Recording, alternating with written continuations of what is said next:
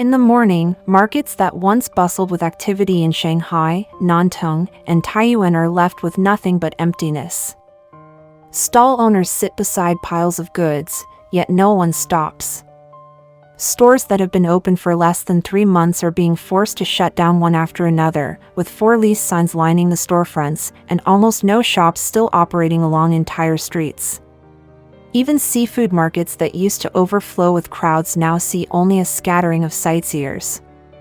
This scene is no longer an exception but reflects the broader reality of China's economy. The decline has deepened and spread, reaching from the narrowest alleyways to individual households. 还是倒闭了，做了15年的女装店，还是在纠。In the end, I had no choice but to close the shop. After 15 years of running my women's clothing store, I finally shut it down after a long struggle and hesitation. Ever since I graduated from high school, I had always worked at a state-owned enterprise. But things were always bad there, and the salary was embarrassingly low. So I made the decision to quit that secure position and start my own business. At first, I was so poor I couldn't even afford to rent a store. Eventually, I managed to run a 58-square-meter women's clothing shop. I really thought I could keep doing this business until retirement, but the broader environment this year has just been terrible. I never imagined that after 15 years of running a clothing shop, I wouldn't even be able to pay 70,000 yuan in rent.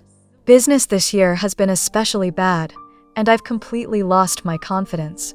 The first to be hit were the working-class laborers. After a full year of unemployment without finding a job, many have been forced to rely on distributing flyers, gathering scrap, or street-side bread sales under buy 4, get 1 free promotions just to earn a few coins. Industrial zones that were once full of life have now seen their factories relocate, factory gates locked tight, and workers gathering in despair to protest unpaid wages. In some families of 6, 3 or 4 people lose their jobs at the same time, turning the entire household into a collective unemployment unit. Even everyday conversations have devolved into competitions over who has fallen the furthest, a hardship bragging competition. On my first day in Shanghai, I did not know where to go. I didn't have money for a hotel, had no place to go. So I just wandered around a park. Would anyone accept me? It's itchy. There are way too many mosquitoes here. I just want to go home. On the other hand, the intellectual class is also being pulled into a whirlpool with no exit.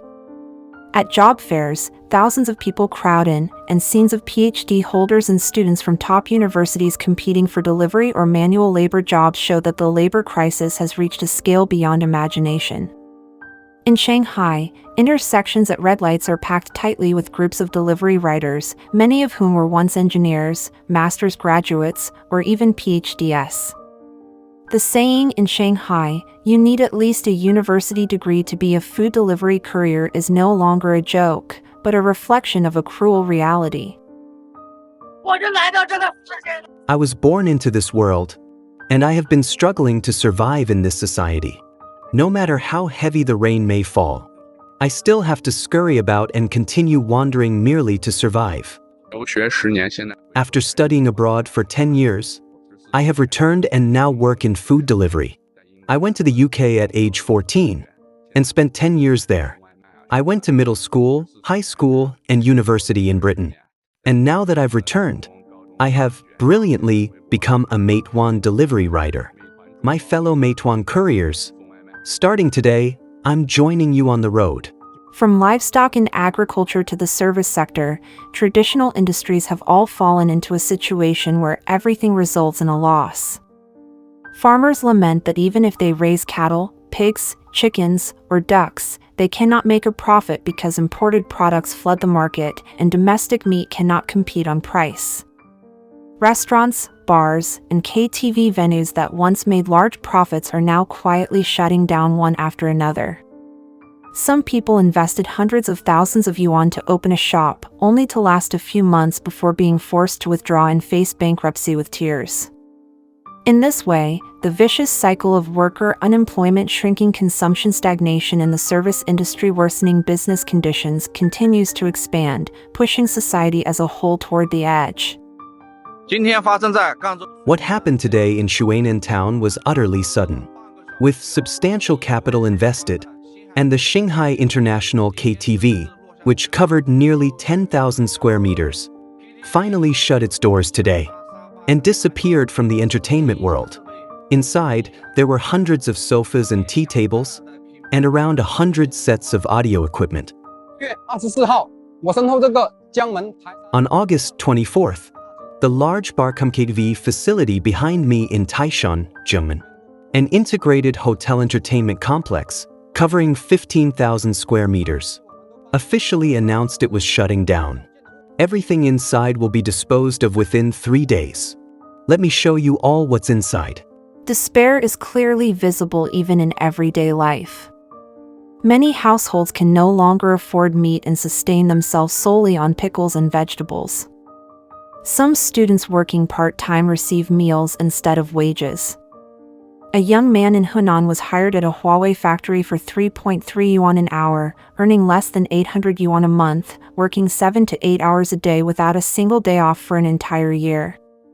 There are families who, unable to pay their housing loans and severed from the bank, end up in tragedy as couples jump from the 17th floor.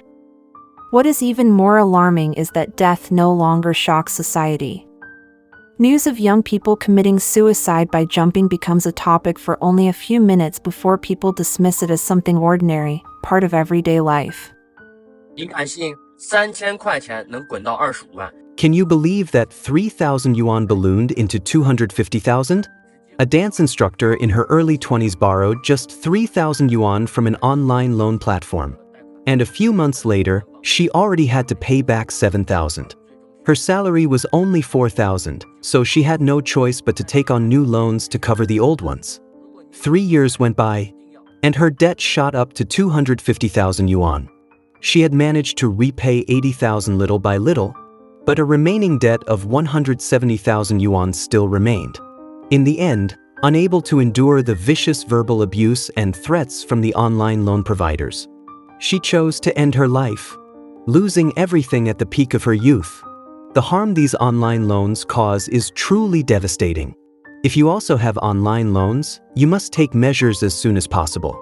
The wave of wandering for survival is spreading ever further.